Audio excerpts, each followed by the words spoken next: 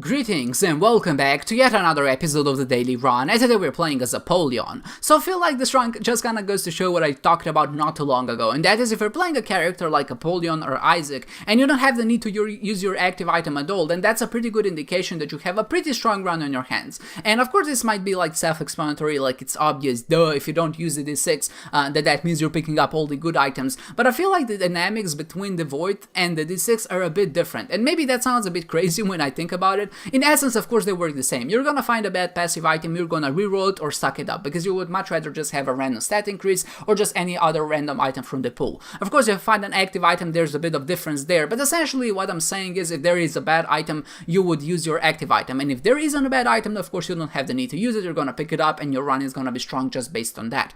But when I say the dynamics are different, what I think is, like, for example, if you have an item like, let's say, Concussive Tears, and of course that item gives you the Concussive Tears. Sometimes that's a bit detrimental, but it does give you a little bit of a damage upgrade. So in that particular case, with the D6, I don't think you would ever reroll it, because if you find this item and you reroll it, there's a very good chance that you're gonna reroll it into an active item that you just can't pick up, or you're gonna reroll it into something else that might be even more useless. Essentially, it's a little bit of a damage upgrade, and there's no reason not to pick it up, so you would pick it up in the first place. But if you have the Void, for example, I feel like there's no reason not to suck it up, because in the average case, you're gonna get more damage and more tear delay for that item. And of course, not only that, you can get luck or any combination of other stats. But if you're looking at just at the average case scenario, and I feel like this is a video I need to make soon just to explain, maybe not explain, but just to kind of explore how much stats you actually get by using the Void. If you're in that scenario, of course, then you would much rather suck it up, because you're going to get more stats as a return if you suck it up, as opposed to if you pick it up. And of course, the concussive tears, like the tear effect, can also be detrimental sometimes. So if you don't like that particular effect, or maybe you think it makes enemies a little bit more random, then that's maybe even more of an incentive to suck the item up. Whereas maybe with the D6, you would never think of rerolling it, just because it's a damage upgrade, and of course because the treasure room has a lot of different items and most of them are useless. So I feel like because of that, the dynamics are just a little bit different, and I would like to explore those, because I think there's something really interesting lying in there, and I feel like it can make our decision making just a little bit better. And of course, as a result of that, I feel like that can improve your game without having to practice. It's just basically knowledge, and I feel like this knowledge can be applied into the game, and then of course maybe hopefully results in a better score in the average case when we learn how this actually works. But of course, if you just look at the run here, let's talk about the Void.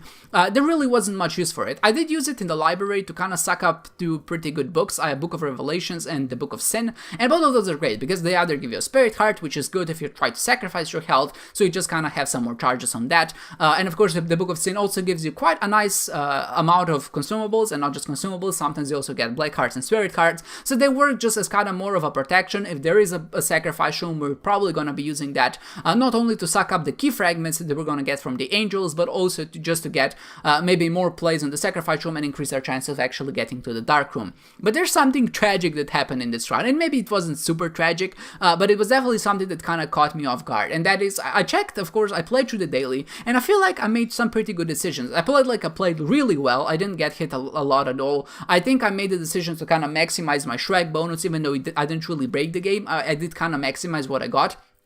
And at the end, I expected to be in a pretty relatively good place. Of course, I expected some people to find an Avos rune or maybe the shovel, but I thought I was definitely going to be in something like the top 50, because I think I had 35,000 points for a run that goes to Mom's Heart. I basically did everything. I basically visited every single room. I didn't skip anything.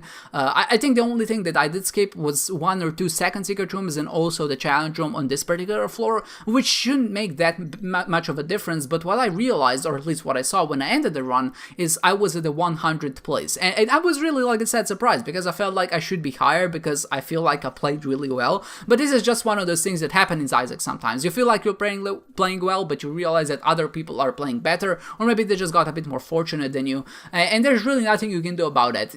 What you can do is just try your best every single daily, and sometimes you're going to get rewarded for that, and sometimes you're just really not, because fortune is gonna be not on your side, and of course that is gonna end up costing you quite a bit of points.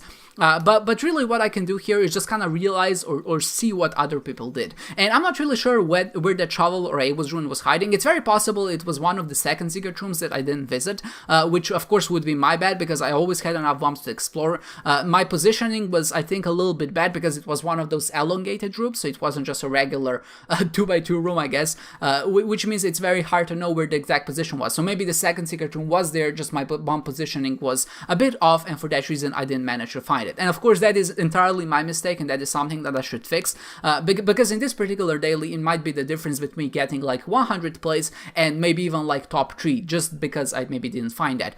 And I think there's also some other maybe lessons that we can take from this, and that is that never to take a run too seriously, like never get too comfortable, because as soon as you do that, I feel like then you kind of start making mistakes. I feel like I was playing so well and I didn't see an obvious place to break the game, or I didn't see an obvious place to maybe get something ahead of me, so I just felt like I was in a really good spot. And I think for that reason, because I felt like I was in a good spot, I didn't look for opportunities beyond that scope. So maybe what I could have done here is I had the Wheel of Fortune cards, and maybe I could have used those to some extent to maybe play the fortune teller, maybe just a bit more, to find an able June. And what ends up happening, of course, I just blow it up. What I was trying to do here is essentially get enough keys and bombs to use my 2 of clubs and my 2 of spades, and because I had the tarot claw, that means I only need 25 of each to maximize both of those consumables. And of course I keep playing the same wheel machine, not wheel machine, but the arcade machine, wheel machine. That's an interesting name for an arcade machine, but yeah, the wheel machine, I'm just gonna call it wheel machine from now on.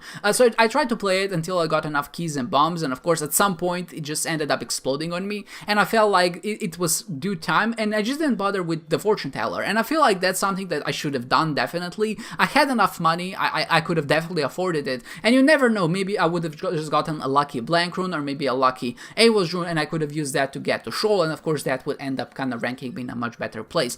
But I think even though it's a very minor detail, these minor details do add up, and I just feel like it's important to be aware of them. So if you have maybe if you want to take a lesson from this particular daily, that is, if you have enough resources, if you have enough money, then play your damn fortune tellers, because they have a chance of actually giving you with runes or just cards which would allow you to kind of go further than your initial objective, and that can be the difference between you ranking really, really well or ranking really, really badly. Or not really badly, top 100 is not really badly, but I'm just saying, there's a big difference there, just based on that one single rune, or maybe just that one single play, and there's never, you can never know if that is what kind of cost you the run, or maybe if that's what ultimately doomed you. Of course, that's just how Isaac goes. But if you kind of focus back on the run, this is where I started not to break, but I just kind of started maximizing my Shrek here. And you can see it was only like 100 points increase, and part of that was just due to getting a lot of lucky coins. And I was a bit fortunate in that regard, but what I was trying to do here, of course, I was just trying to get as many bombs and keys as possible, so I just played the arcade machine, and basically any money I had left over, so if there was like 10 cents on the ground, I knew I could afford 10 cents to put into the arcade machine to try to get some more consumables in other categories. And of course that kind of paid off in some regard. I did get a little bit more points than I started out with, but time penalty is sticking against me, so it wasn't too ideal. I got like 20-30 points for just that shebang, and then I used the Emperor card to kind of get out of the second secret room, just to get to the boss as quickly as possible. I picked up the trophy, and of course the surprise happened. 104 for I think a relatively good score. My damage penalty wasn't high, my exploration bonus was pretty good, regarding we only went to Mom's Heart. Our Shrek bonus was pretty decent because we had 99 basically of every consumable, and our item penalty also I feel like wasn't too high based on which items we've gotten, but just because I would expect all of the other players to also pick up these items because of how good they are. But I can't complain too much. It was a good daily, I feel like it was a good performance, and I think ultimately what's important is that we had fun, and this was definitely a very, very fun run. I hope you enjoyed this one, guys, and I hope to see you next time.